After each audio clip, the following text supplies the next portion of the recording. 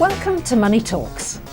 Today we'll be discussing building and renovations for the house you live in and for investment properties. With the house you're living in, if maintenance has not been kept up, you may run into expensive repairs. Your renovations are more personal and you're there while the renovations are going on.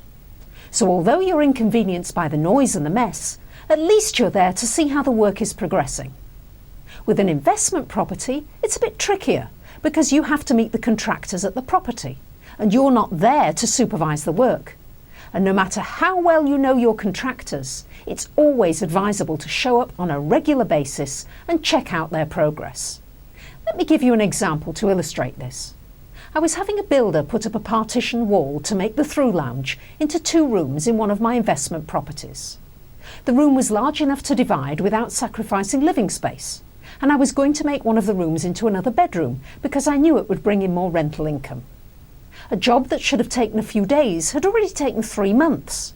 And if it weren't for a neighbour telling me that the builder and his men were sitting around on boxes every day drinking tea and smoking for hours on end, they might still be there 3 years later. After the neighbour reported this to me, I came to the house every day until the job was finished, pretending to work on different things. Amazingly, they finished the job a few days after I got there. There are different ways of looking at property renovations.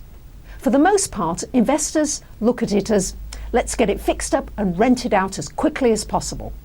And for the last several years, it was very common for people to buy a fixer-upper house. Maybe they went in with 2 or 3 others and did their own repairs for a quick turnaround. Or they got others to do the renovations for them. Either way, many people were making money hand over fist. When property prices are rising quickly, it's easy to make money, even if you're a novice. However, in this economic climate, you cannot turn around properties so easily anymore. If you're investing right now, you'll probably have to rent out the property for a few years before you're able to turn it around for a profit. Therefore, you need to consider the issue of renovations, upgrades and repairs very seriously. With an investment property, you may want to use low-grade to medium-grade items and materials just so you can get tenants in. For your own home, you may want to upgrade.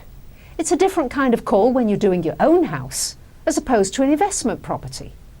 Ask yourself, how much am I going to invest in my property? Am I going to stay there for a long time, in which case I might like to get an upgraded bathroom, an upgraded kitchen and nicer appliances? Also, because it's your own home and you're living in it, you have more time to save up and do the renovations in your own time. With an investment property, you don't have that kind of time. You need to get that property bringing you an income as soon as possible, and you want to do it as cheaply as possible. Unless you have a luxury investment property where you can get a very good return on your investment. Then you may want to hire an interior designer to help you make the property as attractive as possible to tenants, who will pay you a very high rental.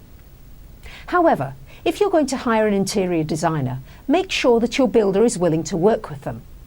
I hired an interior designer to design the kind of kitchen that would be attractive to a prospective tenant who was going to be paying a high rent. She came in, made recommendations on cabinetry, countertops, hardware and flooring. And I was very pleased with the samples she showed me, and she gave my builder a list of the things she needed. Now, whether the builder was having a bad hair day, or he had hearing loss, or he just didn't like the interior designer, the end result was that everything that she put down on her list was ignored. She asked for white countertops of high-grade quality, and he substituted a dingy greenish-brown colour of the cheapest grade. Instead of buying new doors for the cabinets, he gave me second-hand doors and wanted to charge me for new doors. And the knobs, unbelievable as it may seem, he put on knobs that were different colours and sizes that he must have had lying around from other jobs. And they weren't just different colours and sizes, but the wrong colours and the wrong sizes. And wherever the doors and cabinets didn't fit properly, he cut them down to make them almost fit but not quite fit.